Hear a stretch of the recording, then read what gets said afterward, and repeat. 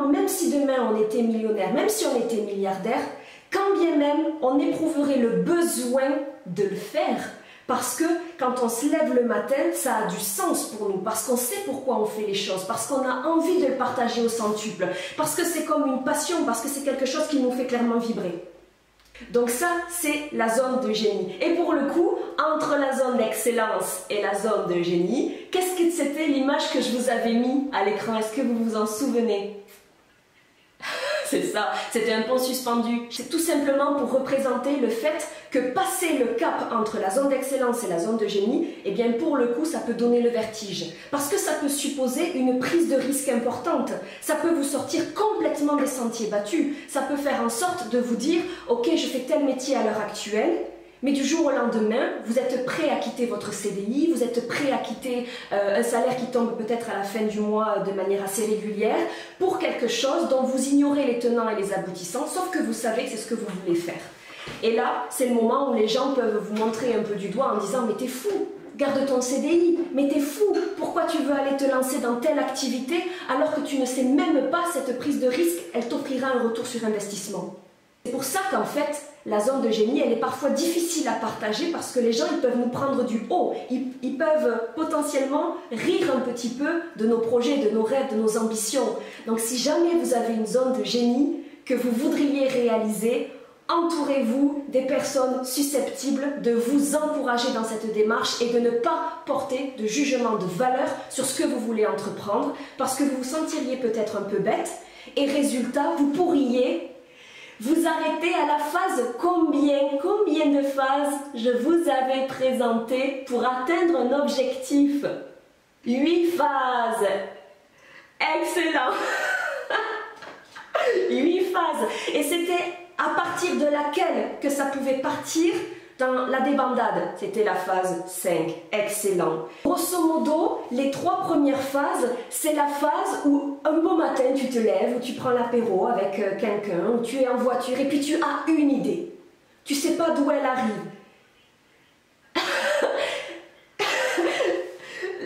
La précision, Vanessa. La précision, Vanessa, elle est excellente. Oh, pas d'apéro de bon matin, on est d'accord. La phase 1, c'est finalement la phase d'inspiration. C'est celle où tu...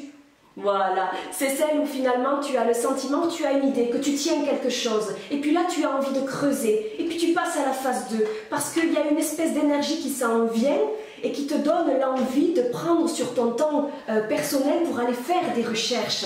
Et là, tu passes à la phase 3. Et la phase 3, c'est celle où on devient globalement insupportable. Mais c'est pour la bonne cause. Pourquoi? Parce que là, on est tellement passionné qu'on en vient presque à l'euphorie, qu'on a le sentiment que personne ne pourra nous arrêter dans ce que l'on fait.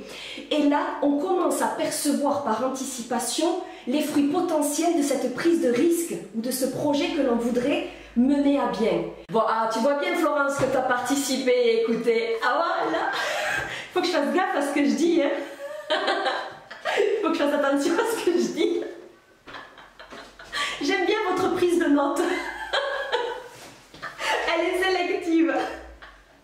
Pour le coup, tu as la phase 4. Et la phase 4, c'est celle où on commence à se rendre compte qu'entre nos objectifs, nos ambitions et la réalité du terrain, il y a comme un monde. C'est là où on se rend compte qu'on avait une idée, mais qu'entre l'idée et le contenu de nos recherches, il y a des différences. J'avais dû parler, je pense, du chalet la fois dernière. Imaginons que vous vouliez une maison secondaire, que vous vous dites, ok, j'ai une enveloppe budgétaire de 120 000 €, et puis vous voulez commencer à consulter différents agents immobiliers, et là, pour le coup, qu'est-ce qu'ils vous disent? Attention, là, vous prenez vos rêves pour des réalités, parce que, globalement, vous ne trouverez rien à moins de 160 ou 180 000 €. Et là, c'est la douche froide.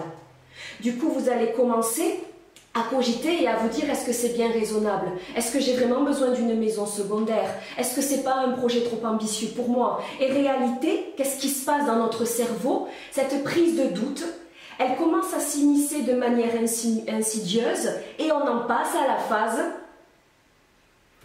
5.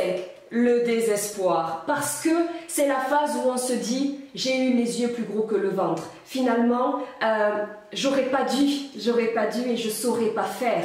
Or On risque, et là il y a combien de pourcentage de personnes qui abandonnent à cette phase? 90. Alors là pour le coup on pourrait se dire c'est énorme.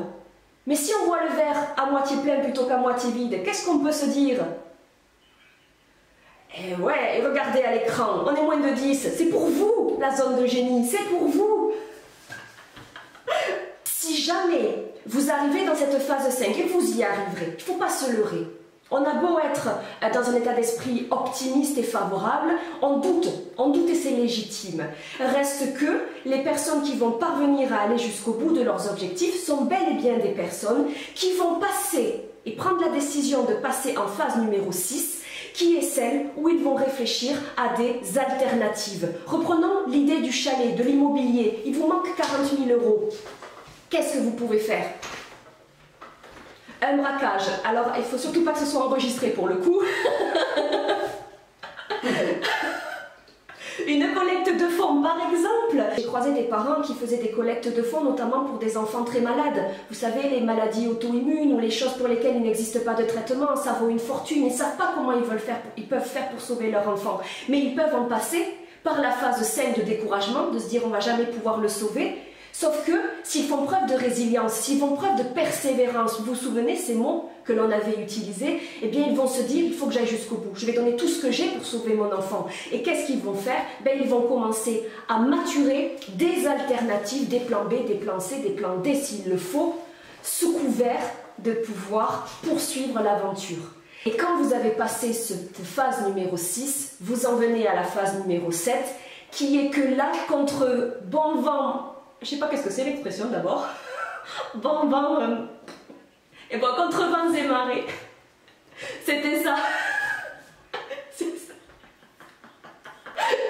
Bon, c'est excellent, c'est ça. Donc du coup, vous savez que plus rien ne vous arrêtera.